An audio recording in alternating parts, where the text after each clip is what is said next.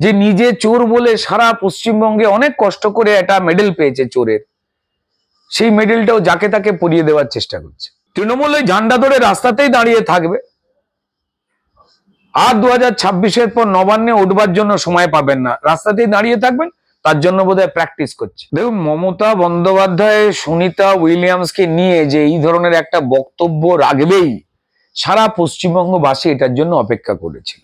উনি বলতে গিয়ে বলেছেন যে সুনিতা চাওলা, আসলে সুনিতা চাওলা উনি বলতে চাননি, অনেকেই এটাকে নিয়ে হাসাহাসি করছে, স্বাভাবিক। কিন্তু যেভাবে চপ ও চা শিল্পকে উনি বড় করে তুলতে চাইছেন, আমার মনে হয় সেই কারণে উনি সবাইকে চাওলা বানাতে চাইছেন। কল্পনা উইলিয়ামস যে পড়াশোনাটা জানেন, সেটা নাকি কলকাতার পাড়ার কোন স্কুলে পড়ানো হয়, যেখানে মমতা বন্দ্যোপাধ্যায় পড়েছেন। আমার মনে হয়েছিল যে উনি প্রথমেই বলবেন যে আমরা যখন ছোটবেলা আসলে যে কালী পুজোর সময় যে রকেটবাজি ছাড়তাম, ওইটা দিয়ে সুনিতাকে শিখিয়েছিলাম যে কি করে সাইন ফাট করতে হয়। এটা বলেননি, এটা আমাদের 14 গোষ্ঠীর ভাগ্যি ভালো। দুই একটা সুজন চক্রবর্তীর মতো লোক রামনবমী এখানে ছিল না বলে যে কথা বলছেন, আমি বলবো যে ভগবান লেনিন, উনি সম্পাদক হতে পারেননি রাজ্য আপনার সিপিএম এর, ফলত ওনার মন টন খারাপ, মাথা ঠিক নেই, কিন্তু এতটা মাথা ঠিক নেই আমার মনে হয়নি। তো মনে হলো যে উনি প্রমাণ দিলেন যে না, মাথা আমার ঠিক। দেখুন, যেমন তৃণমূল নিজেরা ভুতুড়ে ভোটারের পশ্চিমবঙ্গে আবিষ্কর্তা, এবং খবরে দেখানো হচ্ছে যে তারা নাকি ভুতুড়ে ভোটার খুঁজতেই নেমেছে। যে ভূতের জন্ম দিল সে আবার ভূত খোঁজে। এ যেমন যে নিজে চোর বলে সারা পশ্চিমবঙ্গে অনেক কষ্ট করে একটা মেডেল পেয়েছে চোরের, সেই মেডেলটাও যাকে তাকে পরিয়ে দেওয়ার চেষ্টা করছে। তৃণমূল ওই ঝান্ডা ধরে রাস্তাতেই দাঁড়িয়ে থাকবে, আর 2026-এর পর নবান্নে উঠবার জন্য সময় পাবেন না, রাস্তাতেই দাঁড়িয়ে থাকবেন। তার জন্য বোধহয় প্র্যাকটিস করছে। শুভেন্দু অধিকারী কোথাও কি এই যে রাষ্ট্রপতি শাসনের দাবি করছেন, কি বলবেন আপনার অভিমত? রাষ্ট্রপতি শাসনের দাবি শুভেন্দু অধিকারী বিরোধী দলনেতা, তিনি তো মিছিমিছি করতে পারেন না, বা খামখেয়ালিপনাও নয়, তাই না? যখন পুলিশ, যার দায়িত্ব আইন রক্ষা করবার, এই দেশ আমাদের সবার জন্য, দেশবাসীর জন্য এই আইন, সেই আইন যখন কয়েকজনের জন্য বরাদ্দ হবে, অন্যের জন্য মানা হবে না, এবং আইনের রক্ষক পুলিশ, যারা কিনা জনগণকে পাহারা দেবার কথা, আইনকে পাহারা দেবার কথা, তারা আইনকে পাহারা না দিয়ে পুলিশ মন্ত্রী, যার শুধুমাত্র ওদের মাইনেটুকু দেবার কথা, তিনি যে দলের মুখ্যমন্ত্রী তৃণমূল, সেই দলের ভোট লুট, টাকা লুট এবং ক্রিমিনালদের বাঁচাবার জন্য পুলিশদের যে ব্যবহার করা দেখতে পাওয়া যাচ্ছে, তো তাহলে আমাদের সংবিধান, গণতন্ত্র এবং আইনি ব্যবস্থাটা ভেঙে পড়েছে স্পষ্ট।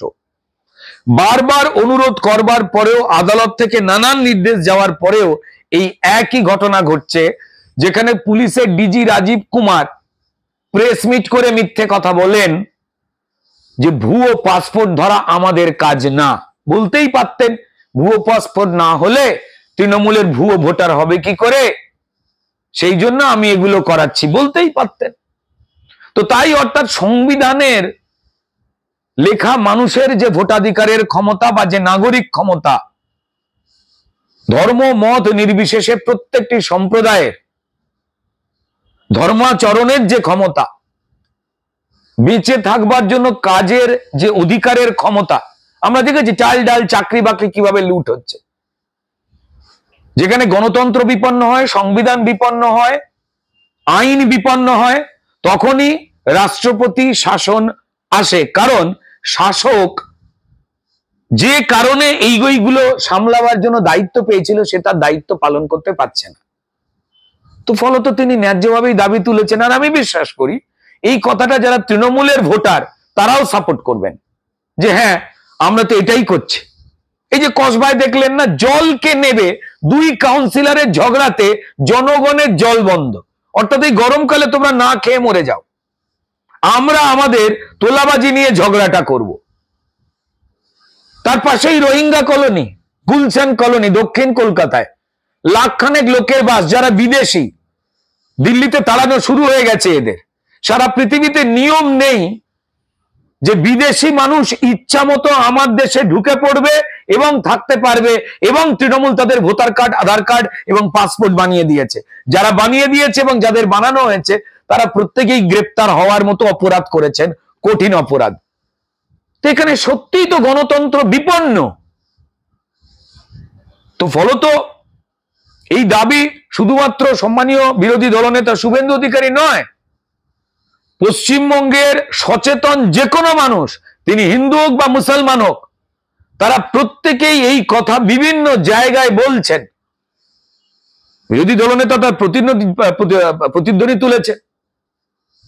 আমাদের সম্মানীয় রাজ্য সভাপতি তিনিও বলেছিলেন যে পরিবেশ তৈরি হয়েছে, তাতে মানুষ না বলে, এই একই কথা।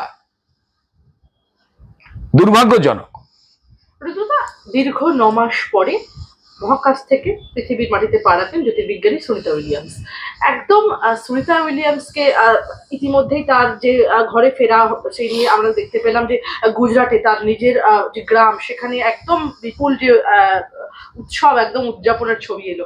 তারপরে বিভিন্ন শুভেচ্ছা বার্তা, একই সাথে সুনিতা উইলিয়ামসকে শুভেচ্ছা বার্তা দিলেন রাজ্যের মুখ্যমন্ত্রী মমতা বন্দ্যোপাধ্যায়। এবং শুভেচ্ছা বার্তা দিতে গিয়ে মুখ্যমন্ত্রীকে বলতে শোনা গেল সুনিতা উইলিয়ামসকে, তিনি বললেন সুনিতা চাওলা।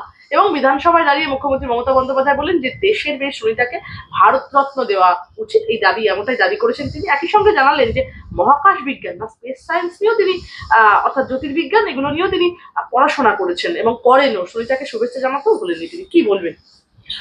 দেখুন, মমতা বন্দ্যোপাধ্যায় সুনিতা উইলিয়ামসকে নিয়ে যে এই ধরনের একটা বক্তব্য রাখবেই, সারা পশ্চিমবঙ্গবাসী এটার জন্য অপেক্ষা করেছিল। প্রথম কথা হচ্ছে যে সুনিতা উইলিয়ামস তিনি গুজরাটের, তার পরিবারের রক্ত এখানে জড়িয়ে রয়েছে, ভারতীয় বংশোদ্ভূত, কিন্তু তিনি মার্কিন নাগরিক। উনি বলতে গিয়ে বলেছেন যে সুনিতা চাওলা। আসলে সুনিতা চাওলা উনি বলতে চাননি, অনেকেই এটাকে নিয়ে হাসাহাসি করছে, স্বাভাবিক। কিন্তু যেভাবে চপ ও চা শিল্পকে উনি বড় করে তুলতে চাইছেন, আমার মনে হয় সেই কারণে উনি সবাইকে চাওলা বানাতে চাইছেন। তো তাই পশ্চিমবঙ্গের মানুষকে এভাবে তিনি বিভিন্ন রকম অপমান করেছেন। যারা পড়াশোনা শিখেছেন, তিনি তাদের চাকরি বাকরি করুক, বড় কোনো কাজ করুক, ডাক্তার, ইঞ্জিনিয়ার, বিজ্ঞানী, অ্যাস্ট্রোনট হোক, তিনি চান না। তিনি চান তিনি ঝালমুড়ি শিল্প করবেন, চপ শিল্প করবেন, তার সঙ্গে চা শিল্প করবেন, অর্থাৎ চাওলা হবেন। তাই তিনি অভ্যাসগত জায়গা থেকে সম্মানিয়া, লড়াকু, আমাদের পৃথিবীর গর্ব সুনিতা উইলিয়ামস দেবীকে সুনিতা চাওলা বলে ফেলেছেন। শুধু তাই নয়, আমরা আরো আনন্দ পেয়েছি, যেটার জন্য অধীর আগ্রহে অপেক্ষা করছিলাম, যে অনেকে তো বলছেন যে উনি বোধহয় বলবেন যে হয়তো, তারপর যখন ওখানে আটকে গেল, ফোন করেছিল রাত্রিবেলা, বললাম যে ইকিড় বিকিড় চাম চিকিড় গন, দেখবি বোর হওয়া কেটে যাচ্ছে, ভয় কেটে গেছে, ঠিক মাটিতে আসবি। আমার সঙ্গে ফোনে কথা হয়েছিল, নেটওয়ার্ক খারাপ তো, তাই বেশিক্ষণ কথা বলতে পারিনি। অনেকে বলছিলেন যে আমাদের সম্মানীয় মুখ্যমন্ত্রী এই কথা বলবেন, যেমন তিনি বিখ্যাত শিল্পীদের, যারা গায়ক গান শেখান, যারা লেখক ছিলেন, তাদের লেখাতে তার ভূমিকা ছিল বলে তিনি দাবি করেন।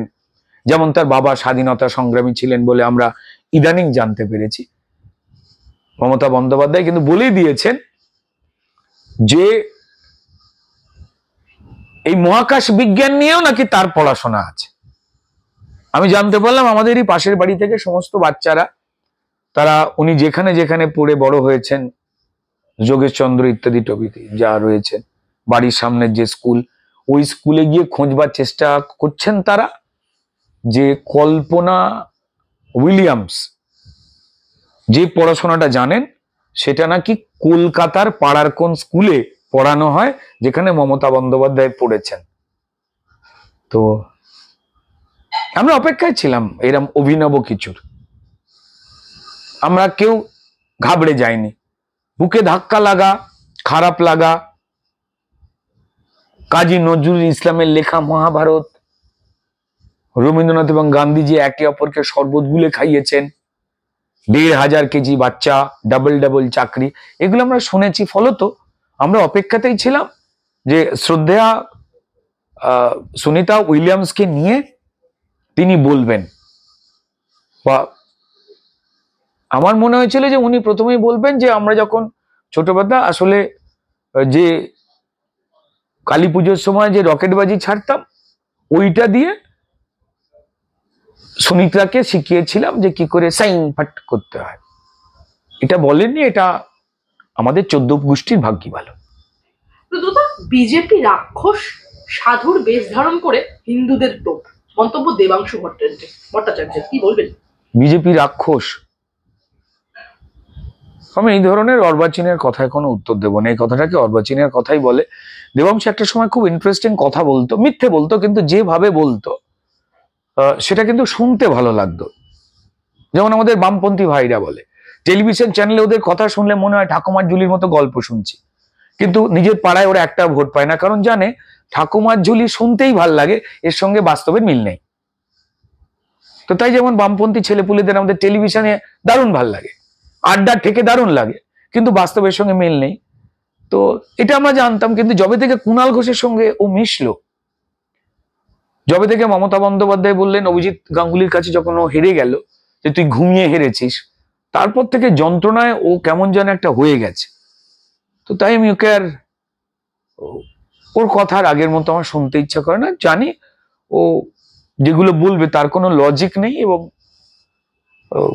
ও দলেও সেরম ওকে নিয়ে লোকে সিরিয়াসলি নেয় না, খারাপ লাগে আমার। আমি চাই দেবাংশু আবার যুক্তিসঙ্গত কোনো কথা বলুক, যার উত্তর দেওয়ার জন্য যে কোনো কেউই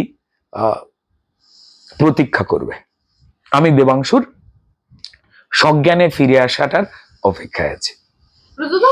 হিন্দু হিন্দু ভাই ভাই, একদম এই নিয়ে পাল্টা প্রচার তৃণমূল কংগ্রেসের বাঁকুড়ার পোয়া বাগান ও মাচানতলায়। তেমনি কিছু ব্যানারে বার্তা ছিল হিন্দু হিন্দু ভাই, কিন্তু বাঙালি পূর্ণমন্ত্রী নাই। আবার কোনোটিতে লেখা ছিল হিন্দু যদি ভাই ভাই, গ্যাসে কেন ছাড় নাই। কোনোটাই হিন্দু হিন্দু ভাই ভাই, তবু আধার লিঙ্কে ফাইন খাই, কি বলবেন? দেখুন, প্রথমত হচ্ছে যখন এই ভোটার কার্ডের সঙ্গে আধার লিঙ্ক হয়ে যাবে এটা জানতে পারা গেছে তৃণমূলের মাথা খারাপ হয়ে গেছে। আর কারুর বাবা স্বর্গ থেকে নেমে এসে ভোট দিতে পারবে না, আপনার মারা যাওয়া ঠাকুমা এসে ভোট দিতে পারবে না, কারণ প্রত্যেকবার ইলেকশনে কয়েকটা লোক অ্যারেস্ট হয়েছিল।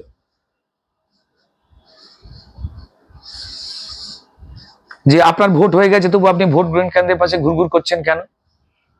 তো যারা ধরা পড়েছিল বলেছিল যে আমার বাবা তো মারা গেছেন 10 বছর আগে, কিন্তু তৃণমূলের কল্যাণে শুনি প্রত্যেকবারই উনি ভোট দিয়ে যান।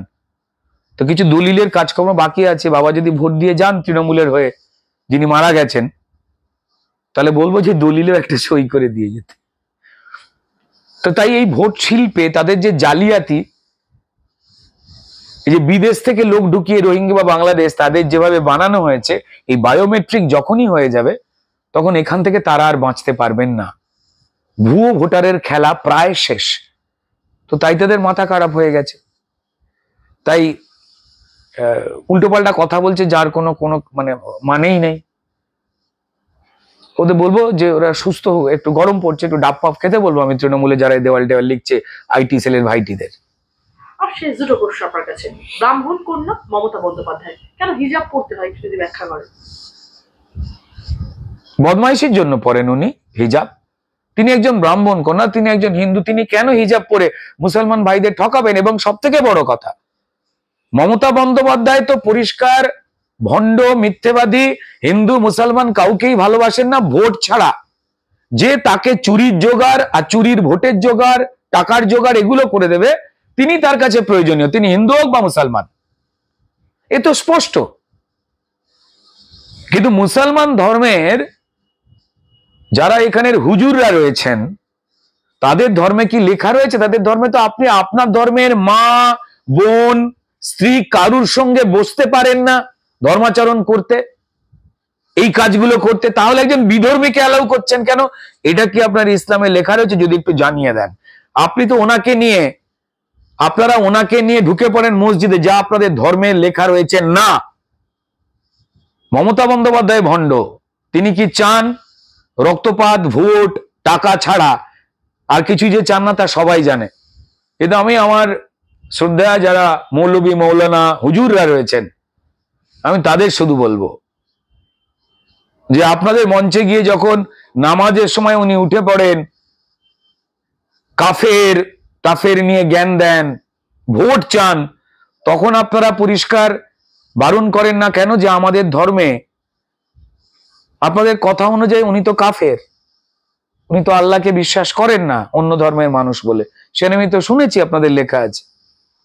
তো তাহলে আপনাদের ধর্মের মা বোনেরা যখন এই সমস্ত অনুষ্ঠানে ঢুকতে পারেন না মঞ্চে, তখন একজন মহিলাকে তুলছেন, মানে মুখ্যমন্ত্রী মানে উনি মহিলা নন? এবার হয় নাকি? আপনারা তো বলেন যে দেশের উপরে, আইনের উপরে আপনারা কোরআনকে রাখতে চান। আমার মনে হয় যে আপনারা ঠিক করুন যে আপনাদের চাল ডাল, চাকরি, মিড ডে মিল যারা চুরি করেছে তাদের যে মাথা, তিনি আপনাদের ঠকাচ্ছেন, নাকি আপনারা ব্যক্তি শর্তে আপনাদের ধর্মকেও কোথাও একটা ম্লান করছেন এবং আপনার ধর্মের যে মানুষ যাদের সব লুট হয়ে যাচ্ছে, চাকরি বাকরি, মিড ডে মিল, আবাস, যারা চুরি করছে তাদের পক্ষ নিয়ে আপনি আপনার সম্প্রদায়ের প্রতিও জাস্টিস করছেন না। সামনেই রামনবমী, এবং রামনবমী রাজ্য জুড়ে একদম বিপুলভাবে উদযাপন করা হয় এ রাজ্যে। আমরা দেখলাম গতবারও রামনবমী পালন করতে শেষ অব্দি হাইকোর্টের দ্বারস্থ হতে হয়েছিল। এবারে রামনবমীতে অশান্তি হতে পারে বাংলায়, ইন্ধন জোগাতে পারেন স্বয়ং মুখ্যমন্ত্রী মমতা বন্দ্যোপাধ্যায়। একদম বিস্ফোরক অভিযোগ রাজ্যের বিরোধী দলনেতা শুভেন্দু অধিকারী, কি বলবেন? দেখুন, যারাই পরিষ্কার কারা দুর্গাপুজোর বিসর্জন বন্ধ করলো, কারা দুর্গাপুজোতে মাইক বাজানো যাবে না বললো, কাঁসর ঘন্টা বাজানো যাবে না বর্ডার লাইনগুলোতে যেখানে মুসলমান জনসংখ্যা একটু বেশি আছে, হরিনাম কীর্তন করা যাবে না কারা বলল, কারা 126টা সরস্বতী পুজো পরিকল্পিতভাবে বন্ধ করলো, মিডিয়াতে তো এসছে 4টে 5টা, কারা মা কালীর মূর্তি ভাঙলো বসিরহাটে, কারা সোনারপুরে মা শীতলার মূর্তি ভাঙলো, কারা ভাঙলো, কারা হিন্দুদের কেটে ভাগীরথীতে ভাসিয়ে দেবে বলল, কারা বলল যে যারা ইসলাম ছাড়া হিন্দু বা অন্যান্য ধর্মে জন্মেছেন তারা দুর্ভাগ্য নিয়ে জন্মেছেন, দাওয়াতে ইসলাম নিয়ে ইসলামে আসুন, কারা বলল যে হাম দো হামারে চার, এরা কারা? এরা প্রত্যেকেই মমতা বন্দ্যোপাধ্যায়ের ঘনিষ্ঠ জেহাদি, উগ্রবাদী, মৌলবাদী শক্তি, যারা শান্তির ধর্ম ইসলাম এই কথাটাকে, এই প্রবাদটাকে মিথ্যে করবার জন্য, ইসলামকে কলুষিত করবার জন্য, মানুষকে ভয় ভীতি দেখাতে মমতা বন্দ্যোপাধ্যায়ের হয়ে পথে নেমেছে। রামনবমী তো হতো চিরকালই। কিছু নিজেদের দেশের সংস্কৃতিকে মূর্খতা দিয়ে ভুলিয়ে দেওয়ার চেষ্টা করা দু একটা সুজন চক্রবর্তীর মতো লোক রামনবমী এখানে ছিল না বলে যে কথা বলছেন, আমি বলবো যে ভগবান লেনিন, উনি সম্পাদক হতে পারেননি রাজ্য আপনার সিপিএম এর, ফলত ওনার মন টন খারাপ, মাথা ঠিক নেই, কিন্তু এতটা মাথা ঠিক নেই আমার মনে হয়নি। তো মনে হলো যে উনি প্রমাণ দিলেন যে না, মাথা আমার ঠিক নেই। তো যাই হোক, ইটস গুড। অধিকাংশ সনাতনীর এই দেশ, এবং সেখানে রামনবমীর মিছিল হতো, উৎসব হতো, পরিষ্কার হবে। এবং অশান্তি করবার জন্য মমতা বন্দ্যোপাধ্যায় যেভাবে হুমায়ুন কবির, ববি হাকিম, সিদ্দিকুল্লাহ চৌধুরী বাকিদের নামিয়ে দিয়েছেন, যারা এই হিন্দু ধর্মের যা অনুষ্ঠানগুলো রয়েছে যেগুলোকে যেভাবে বন্ধ করছেন, তা দিয়ে খুব স্বাভাবিক উনি জেহাদি শক্তির ভোটেতেই তো যেতেন। কারণ সুস্থ ইসলামিক পদ্ধতির যে মুসলমান মানুষেরা রয়েছেন, যাদের চাল ডাল চুরি হচ্ছে, তারা তো মমতা বন্দ্যোপাধ্যায়কে ভোট দিতে চান না। হিন্দুদের মতো তাদেরও চুরি হচ্ছে, কিন্তু জেহাদি তাদের মধ্যে যারা, তাদেরকে তুষ্ট করে চলাটাই মমতা বন্দ্যোপাধ্যায়ের কাজ, এবং তারাই এই অশান্তিগুলো পাকায় আমরা দেখেছি। এবং এই কথাগুলো যা যা বললাম এনারাই বলেছেন, তো ফলত আশঙ্কা করাই যাচ্ছে। কিন্তু আমরা প্রস্তুত, এবং সব থেকে বড় কথা, এটা বিজেপির কথা নয়, এটা পশ্চিমবঙ্গের সাধারণ মানুষের কথা। এবং মহাকুম্ভকে মৃত্যুকুম্ভ বলার পরে মমতা বন্দ্যোপাধ্যায়ের গালে সত্যের থাপ্পড় মেরেছেন তার দলের নেতা কর্মীরা এবং সমর্থকরা, যারা মহাকুম্ভে পবিত্র জলে গিয়ে ডুবকি লাগিয়ে চান করেছেন, আর প্রত্যেকটা ডুবে মমতা বন্দ্যোপাধ্যায়ের গালে থাপ্পড় পড়েছে, তারাই মেরেছে। তারা বলেছে আমি হিন্দু, আপনি মিথ্যেবাদী, আমি হিন্দু, আমি মিথ্যেবাদী। তারাও এই মিছিলে সবার সঙ্গে হিন্দুদের মধ্যে নামবে। হ্যাঁ, সেকুলার ভণ্ড কমরেডদের মধ্যে থেকেও যারা সেকুলারের মানে খুঁজে পেয়েছে, যে নিজ ধর্মের প্রীতি আর অন্য ধর্মের সম্প্রীতি, সেকুলারের মানে ধর্মহীনতা নয়, তারাও কিন্তু জড়ো হবে এই হিন্দুদের মিছিলে। যে যার ধর্ম গর্বের সঙ্গে পালন করুন, ধর্মীয় উৎসব, ধর্ম যার যার, ধর্ম রক্ষাও তার তার, ধর্ম পালনও তার তার।